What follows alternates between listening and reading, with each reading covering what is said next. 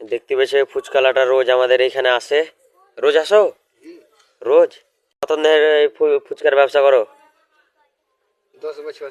10 বছর ধরে দাদা ব্যবসা করে। দেখতে পাচ্ছ একদম লোড করে ফুচকা নিয়ে আসে, এখন হাফের কম হয়ে গেছে। দেখতে পাচ্ছ যে এখানে আলু আছে, ওই সাইডে দাদার সব মশলাপাতি আছে। দাদা 10টার কথা কটা দেন? 10 টাকা 7 টাকা। 10টা 7টা দেয় বলছে।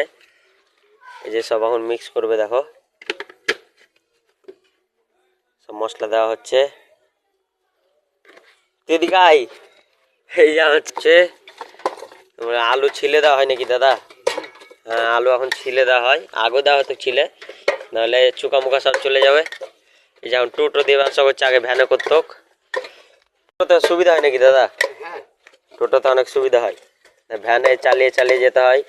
পিলকি নাকি তোমাদের বাড়ি?